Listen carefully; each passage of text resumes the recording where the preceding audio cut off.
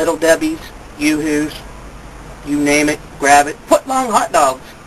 That's a must. Hamburgers, you grab it, eat, while you sit back. Alright, on this week's edition of Buddha's Breakdown, or this month's edition, however we're going to do this, I'm going to talk about two upcoming CPW events that I have going on. Actually, I tell you what, I'll talk about three. Get you guys excited about something else. First off, we got coming up July 8th, XWE presents Extremely Lethal or something like that. I don't know what they named it. Not into the big names of the shows. However, on this card, we got a big tournament coming up. It's going to involve Spike Dudley, Jason Cage, Bill Bain, and I cannot remember the third person. Oh, Tommy Hawk from 5 Star Wrestling. Those four, they're going to have single matches, and the winners from those matches will fight each other to recrown an XWE champion, because Buck Bagwell won the belt, but, had to strip it. Because, see, in XWE, they did something really, really dangerous. They sold stock. And part of that stock, I bought. So, therefore, I can't make matches yet, because this card was already set, but I can get predictions of what I think is going to happen. I believe what you're going to find going on, you're going to see Spike Dudley against Jason Cage, and Spike's going to win that match. With his years of experience, I think Spike will win. It'll be a tough match, but I think Spike will win that one. Then you got Tommy Hawk against Bill Bain. I'm expecting Bill to come out on top, because he's been traveling a lot, doing different shows, training with different people, getting lots of experience. I think he'll use all that to move on. Then you got Spike and Bill Bain.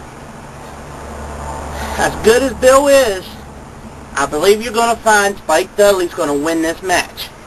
Just his years of experience is too much to overcome. Bill's a great wrestler, Spike's a great wrestler, but Spike has that years of experience on TV, wrestling all these big names. So that's what I'm thinking there. That's pretty well the big match on there, to be honest. I think there is also a chain match between Ricky Villain and Switchblade. I don't know much about Ricky Villain. I hear he's from Morgantown. He's a really hardcore guy. But I know Switchblade, and I just do not think anyone's tougher than Switchblade. And this is an environment that Switchblade thrived in. I've seen him in a chain match before, a few years ago in CPW against Johnny Graham. I witnessed that match. It was a brutal bloodbath. Blade showed no mercy. So, I gotta go with Blade on that one. So then coming up is a free show, July 15th. That's part of the New Creek Carnival. Bell time at 7 o'clock. Again, it's free for everyone who's watching this. So come on out. I will be doing every match. So let me first, before I go into CPW and what I expect, let me say this. Somebody wanted to do this. Someone thinks I have enough expertise in this field to be able to break down things and give them my opinion. And that's solely what this is. This is my opinion. In no way does my thoughts reflect how the match is going to go. I'm repping the matches in New Creek, so therefore I'm not biased. I'm calling it right down the middle, and whichever way it goes, the better man's going to win. However, my opinions are my opinions, and it's not going to influence how I rep. The only match in New Creek that's said is Shane Shadows against Gino San Martino. He's coming back. This is one guy who can't decide whether he wants to manage or if he wants to wrestle. Back when I first started hanging around CPW, I remember Gino wrestled, and then he had all the tag team belts with all these different partners, and then he turned around and he decided he wanted to manage, and now he manages. He was managing the Highwaymen, the tag team champions. He's still managing them, but now Leslie Leatherman's the heavyweight champion. So Gino, excellent wrestler, brilliant mind. And then you got Shane Shadows. What more can you say? He won the title like 4 times. He's held the tag title. The only title he's never won has been the West Virginia Championship, and we just brought that into CPW. Would give him time, I'm sure Shane would win that belt. He's held titles all over with all these great organizations and stuff. What do I expect in this match? I expect a battle. I expect both men to go at it 110%. These men, deep down inside, have been battling in CPW since it began like 9 years ago. Whatever they were going, Combat Kid or Gino, they were battling. They've had many great matches. This is probably one match to end all, I guess you could say. It's a lumberjack match. This one is close to call because both competitors are so evenly matched.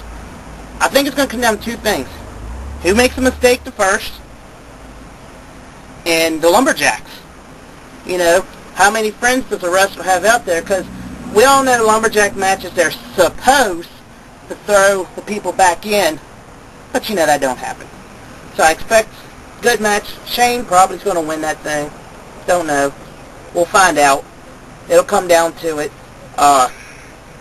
You know, I'm not saying I hope Shane wins. I'm just looking for a good match where both competitors come out. Not a lot of rule breaking. Make my job easy where I can just stand around and all I got to do is count to 3. That's all I want. Let me talk real quick. The next week, July 22nd, we're going to be down at, I believe it's Falling Waters Campground. I believe that's the name of it, in Marlow, West Virginia.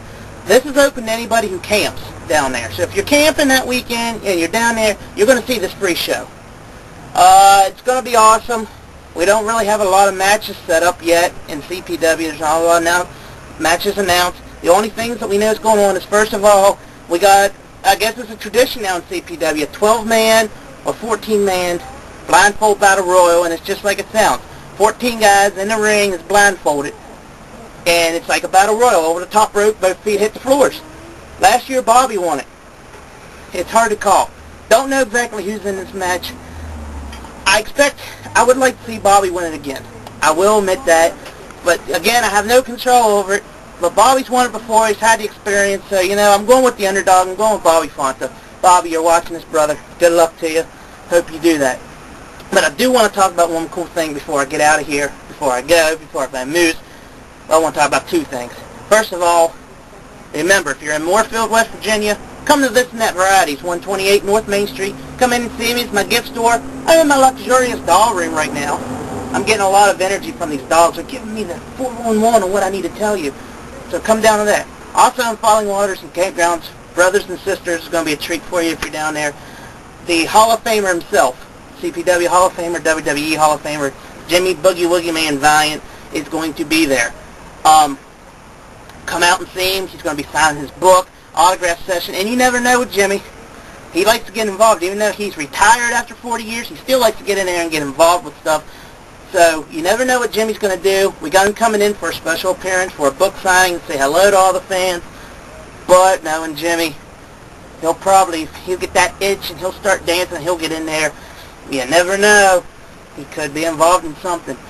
If you go to, I think it's jimmyvaliant.com, or if you Google Jimmy Valiant, I don't know exactly the link. I know there's a link, cpw.com, cpwwrestling.com.